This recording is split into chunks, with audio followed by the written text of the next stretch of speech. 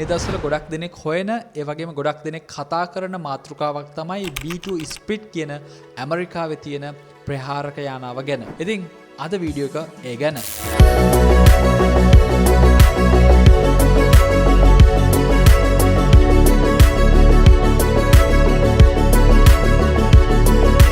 ඉතින් මේ B2 Spirit කියන ප්‍රහාරක යානාවල් ඇමරිකාවට කොච්චරක් තියෙනවද? මේක තියෙන ඇමරිකාවට විතරයි. මේ විදිහ ඇමරිකාවට 21ක් තියෙනවා මේ යානාවල්. ඉතින් මේ යානා 21කින් 19ක්ම මේ වෙද්දි ධාවනය කරන්න නැත්නම් භාවිතා කරන්න පුළුවන් තත්ත්වයේ ඇමරිකාව සතුව තියෙනවා. මේ යානාවේ වටිනාකම ගැන කතා කරොත් ඩොලර් බිලියන 2.1ක වගේ මුදලක් වැය වෙනවා මේ වගේ යානාවක් නිෂ්පාදනය කරන්න ඇමරිකාවට.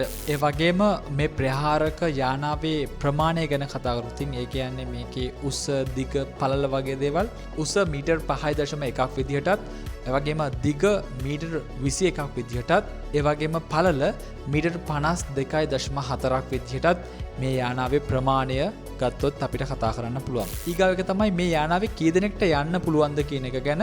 ඉතින් මේ යානාවේ දෙන්නෙක්ට යන්න පුළුවන් සාමාන්‍ය අයට නෙවෙයි.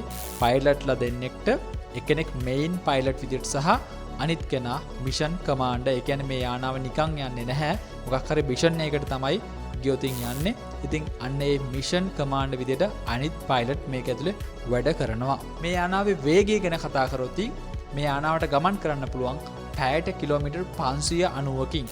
ඊගාව එක තමයි මේ යානාවට කොපමණ දුරක් ගමන් කරන්න පුළුවන්ද කියන එක ගැන.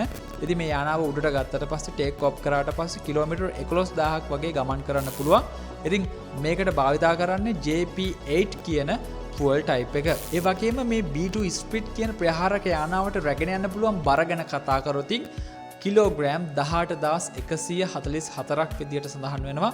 ඉතින් මේ යානාවේ විශාල බරක් රැගෙන යන්න පුළුවන් වුණත් මේ යානාවේ රැගෙන යන්නේ මිසයිල් ඒ වගේම බෝම්බ වගේ පුපුරන දේවල් තමයි මේ ප්‍රහාරක යානවල් වල අරගෙන යන්නේ. ඉතින් මම හිතනවා මේ වීඩියෝ එක ඔයාලට ගොඩක් වැදගත් වෙයි කියලා. B2 Spirit කියන ප්‍රහාරක යානාව ගැන ඔයා හොය හිටපු කෙනෙක් නම් ඉතින් ඔයාට තව ගැටලු ඇති. ඉතින් අතරම මීට වැඩිය ගොඩක් දේවල් මේක කොහොමද උඩට යන්නේ? ඉතින් මේක වෙනස්ම විදිහේ පෙනුමක් තියෙන්නේ කොහොමද මේක වැඩ කරන්නේ කියලා මම කැමති ඔයාලත් එක්ක කතා කරන්න. ඉතින් ඔයාත් කැමති නම් අනිවාර්යයෙන්ම කමෙන්ට් එකක් දාන්න. තව වීඩියෝ එකක් මම ඉක්මනින්ම ඔයාලට අරගෙන එන්නම්. ඒ වගේම වීඩියෝ එක ලයික් එකක් දාලා ෂෙයා කරන්න අමතක කරන්න එපා.